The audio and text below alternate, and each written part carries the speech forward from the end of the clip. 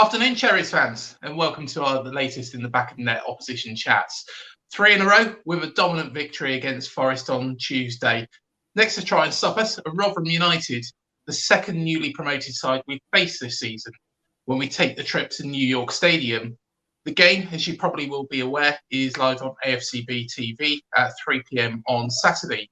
Today I'm joined by Matthew of the Rotherham United Podcast. How are you doing, Matthew? I'm all good, thank you, mate. You? Yeah, very well, thank you. Firstly, just to get a little bit of insight into the Rotherham United podcast, for any Cherries fans that are interested, how do they listen into that? So wherever you get your podcasts, so iTunes, Spotify, Amazon Music, wherever you can find a podcast. If you search Rotherham United Podcast, you'll find us there. We've already done our preview for the game coming up. We did a review of the last game and a preview of the Bournemouth game. So that's already out if anybody wants to get a listen. Fantastic.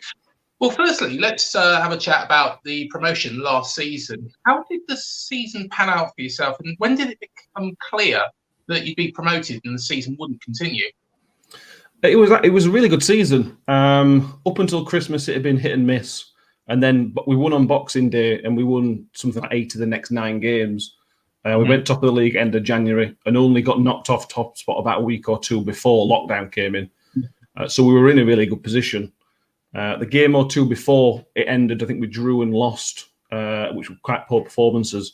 So it put a bad spin on it a little bit. You know, when the other teams that wanted the season to continue, they sort of looked at that and used it as a sort of stick to beat us with, saying, well, they wouldn't have gone up anyway. We were all confident that was just a little bit of a blip because it was literally only 2 games. There was always this thought there were a group of clubs in League One. Peterborough spearheaded it, but Portsmouth and a couple of others, Ipswich, were involved as well. Sort of trying to put Rotherham and Coventry in particular as the bad guys when most of the division wanted to end the season. Rotherham and Coventry both came out and said, if we need to play the season, we're happy to go ahead and let's go. But it were down to other teams, lower half League Ones, that they just couldn't afford to play on. And it just so happens that, thankfully for us, we benefited from it. We are aware we got, I suppose, a little bit lucky, but we are at the same time confident we would have gone up anyway. It was the day of the vote that it sort of became real because of this constant work from Peterborough and clubs like that. There was always a sort of worry in our mind that it wouldn't go our way. They came up with all these bizarre ideas like we're going to have the top 8 teams in a sort of mini tournament, or it's some points per game, but not completely points per game. There were some really weird ideas that they came up with. But the points per game, unfortunately, was the fairest way to go. I know it's not ideal. Like Tranmere got relegated on it. So we are fully aware it wasn't the best way to go, but it was the only way to go, I think. Yeah, I guess at that point as well, and with some of the smaller teams in the division as well, who were unable to carry on, I think Tranmere were the big losers out of it, weren't they, really? Because who was it that they were competing to stay up against? Was it Wimbledon? Wimbledon, yeah. Yeah. So I do feel for it on that front, but it was great for you guys. Do you think if the season did carry on, you would have won it? I think so, yeah. We'd had a couple of bad results, and Coventry had the run that we had at Christmas. Coventry had, so they'd overtaken us to first place. Sorry, but there was the only team that were in form below us were Peterborough. But Peterborough are so inconsistent. They were something like second at Christmas, and then 10 games later they were 10th, and then they went back on a run again. So there was always a chance that they were going to come good, which they may well have done, but they missed out on playoffs. Everybody around us, they could have caused threats. Wickham, we were surprised they ended up going up. I think it probably benefited Wickham more than anybody else because they were on a downward spiral.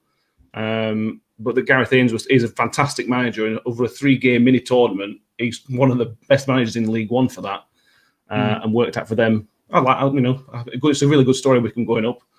But yeah, we were always confident that we've got a good squad of players, that we were gelling very well.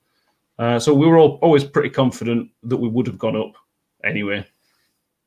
Fantastic. Well, Paul Warne has been in charge of Rotherham since the 28th of November 2016. He's actually overseen, I understand, 2 promotions and 2 relegations between League One and the Championship. So you're a bit of a yo-yo club between the 2 leagues. Well, what do Rotherham fans make of his reign so far? Warne is an absolute legend. In his time as a player and coach and now manager, he's had 6 promotions, which is more than anybody in our history, over their careers. So whatever Warne does now, he can leave with his head very, very held high. I think many fans, because of that, because he's got credit in the bank originally from being a player, he got a bit of leeway the first season. He came in at a really bad time. We brought in Alan Stubbs from Scotland, and he brought in a lot of Scottish players to Championship, and it just didn't work. The recruitment was aimless, and we had players at the club who didn't want to be at the club anymore. I'm surprised they come in first place. They just didn't look happy. And then Warne came in with all the goodwill of the fans and everything else, and he started putting some groundwork in. He brought in his own recruitment guy. He started bringing his own backroom staff. The chairman started backing him with not millions of pounds, but with reasonable money for when we were down in League One. He has this culture of bringing in good people, and they've got to fit in with our system, not only football system, but our system of the club as well. So we all love him. There will come a day when he has to leave. Hopefully, it's not it's in the future, far away. But yeah, we all love Warne, and for me, he can stay as long as he wants. You do have an ex-Cherry in the camp as well, Sean McDonald, who he started 8 games so far, hasn't he, with 2 sub appearances this season. What have Rotherham fans made of his time there so far? It's been difficult for Sean Mac because last season he came in as an experienced player. We know he'd been at Bournemouth and he had a reasonable time at Wigan as well. And then he started a few games, and then he got an illness, some sort of mystery illness, which laid him out for probably 2 or 3 months. And when it was time for him to, I think he came back in like January. And then we had Crooks and Barlays, who we've still got now, were just unreplaceable. You couldn't move them out of the team, and then the season got curtailed early as well. So he's not really had a chance on the pitch to show us what he's like. This season, he's played the 8 games, and he has done really, really well. He's sort of come in and shown his experience. He's clearly a Championship player. He shields the defence really well. He looks after the ball really well. But against Stoke, he broke his leg. Not a bad break. I think it's only 8 to 10 weeks he's out for. But it's put a stop to what was quite a good start for the season. He's clearly a very popular player in the back room. There's a story last year from our Rotherham Christmas party. One of the players had to go back to Scotland because his child, he just had a baby. The baby was suddenly not very well. So this guy's had to get trained from London to Glasgow, and Shawnee Mack's gone with him, gone sat and train all the way to Scotland, left the Christmas party, make sure he's all right, and then left Scotland and gone back home. So he's clearly loved by everybody at the club, and that's the measure of the guy. Clearly, to do that type of thing for your teammates, brilliant. Yeah, most definitely. And he's regarded as a legend here as well at Bournemouth. So, yeah, he's a very good player to have in the ranks. I wasn't aware of his injury, to be fair. I overlooked that. But, hopefully he gets over that very soon as back in the starting lineup. Do tell us a little bit more about the other Rotherham players inside. Yeah, so we've been chopping and changing a lot this season. We've got like 5 or 6 semi-long-term injury. Sean McDonald's one of them. We've got one central defender out injured. We've got a striker out injured. We've got a winger out injured. Just one person for every position just seems to be out injured at the minute for us. It's a bit of a nightmare.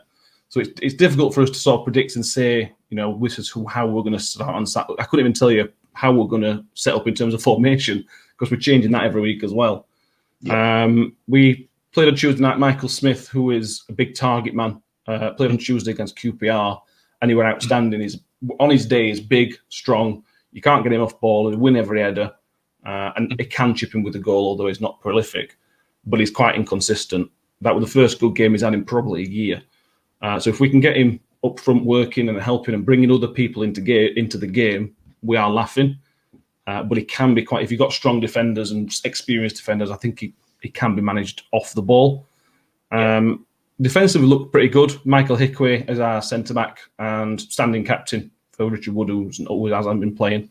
And defensively, we'd looked quite good up until Tuesday when we conceded 3 against QPR. We've looked pretty solid at back.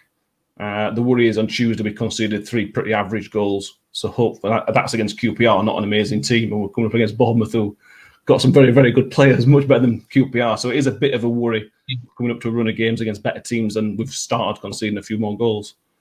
Yeah, and you sit currently 19th in the table. You've got 12 points from 13 games. The season did start quite well when you beat Wycombe. What has happened since then? It's just inconsistency. Like I said, we beat Wycombe, and then we went on a run of not winning games, but I think we drew quite a lot and only lost a couple. I think we lost to Norwich. We threw away a couple of late goals to what would have been 3 points a couple of times. Birmingham, another one away at Birmingham, and home to Huddersfield. It's just a bit of inconsistency. We haven't won back-to-back games in the Championship since something like 2015, something like that. There's that. That's why we went down last time, because we had a good team. We can win games against really good teams. We just haven't won 2 in a row, and that's a problem. We beat Wycombe, we beat Sheffield Wednesday, and then we beat Preston. So the reasonable wins away at Wycombe first day of the season were always going to be quite difficult. Sheffield Wednesday is our local derby, so we were all very, very happy about that one. And when we played Preston, they were unbeaten. I think they won all their away games, and then they came to New York Stadium and we basically played them off park. So it's just that inconsistency. If we could get some consistency together, I think we'd be comfortable mid-table. As it is, we're just struggling to get. We need to keep that points total ticking over, and that's not what we've done over the past couple of games. And it looks like you have got that in your locker as well, because he was narrowly beaten against Swansea, who are easily one of the best teams in the league, without a doubt. So what was the expectation, really, Matthew, at the start of the season, and how confident are the fans that you'll actually achieve that goal? Certainly, at the start of the season, there was a lot of confidence. I think we're looking at the squad we've got now, before the injuries, was one of the best squads we've had since the early 80s. I know we've been in Championship up before, and we've had a few seasons where we've had semi-regular stays in the Championship. But man for man, we've got fantastic players. I mentioned Michael Hickway, defence. He's superb. We've got Dan Barlaser in midfield, who we got from Newcastle, who can ping the ball left, right and centre and can hit a ball. We've got Chio Ogbene as our right winger, who is out for about 3 months. He is one of the fastest players I've ever seen us have, and the right wing. He can cause so many problems, but then he's out injured. We've got Clark Robertson, who was another defender who was out injured. So at the start of the season, there was a lot of optimism. I still think there is optimism. I still think there's a lot of positivity that we can stay up relatively comfortably. But we're just starting to see the problems, like against Swansea. Although we lost us only 1-0 to Swansea, we didn't cause them really any problems until 10 minutes from end, when we went not 3 or 4 up top. So that's a bit of where QPR again, we lost 3-2, and we didn't really start playing well until we're chasing game in the last 10 to 15 minutes. So that's a bit of a worry. But I still think we'll stay up, but we've got to sort of get rid of these silly little goals that we're conceding and find some consistency from somewhere. And you got Freddie Ladapo as well up front, who I believe was one of the top scorers in League One last season, wasn't he? Yeah, he ended up with 14 before the curtailment, which is, it was on course to get 20, which is perfect. He got 20 the season before for Plymouth in League One, but they got relegated. We're asking him to do a different job. He is a poacher, Freddie.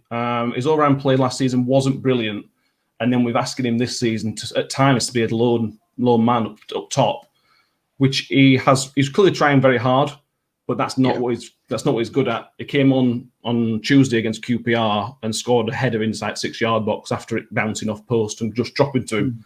That's what he gives us, which nobody else in the team does. We haven't got another poacher.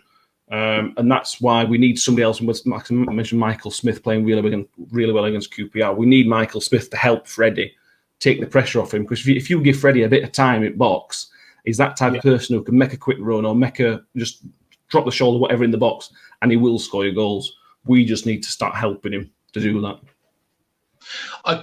I need to really mention it as well, Matthew. Apologies for this, but seeing as it has been announced today, I understand that Rotherham are in a tier which means that you can't allow fans back into the ground. What's the general feeling with the Rotherham fans about that, seeing as we will be able to allow fans back into the grounds. It has been announced that we can allow 2,000 for the Huddersfield game. We have a test or a pilot event, which means we can only allow 1,000. But the general consensus is: do you feel that it's grossly unfair? Because I know if I was on the other side, I think it is unfair on the team.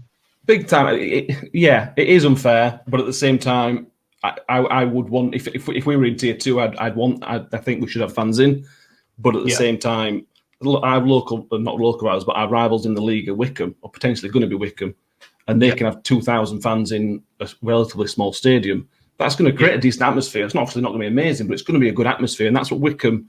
I assume Wycombe fans will be sort of saying, if they had their full house week in, week out, they would be doing better. Our COVID tests and everything is going down. We're in a good place in terms of, improving, and then when we all think we're going to get some positive news, we get stuck with that. Again, we've not got the biggest stadium in the world. It's only 12,000, so 2,000 in there. Again, would be really good for us. It's a new stadium. It's been designed in a way for atmosphere to try and stay in.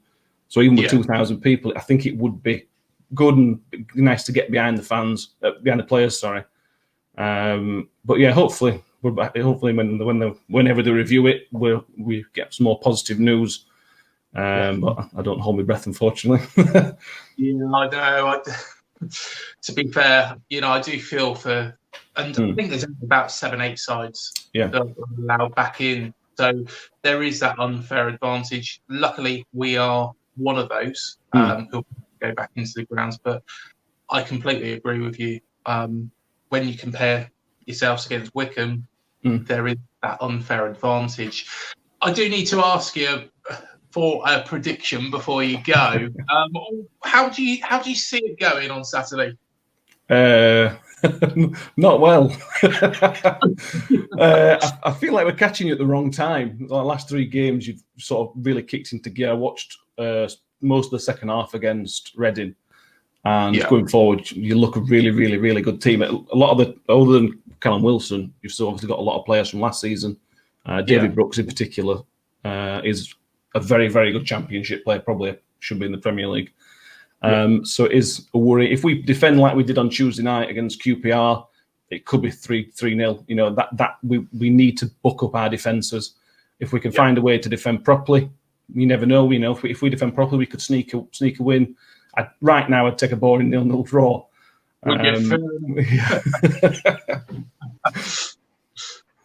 Well, thank you so much for joining us today, Matthew. It's been a pleasure to have you on. No worries. Cheers for having us, guys.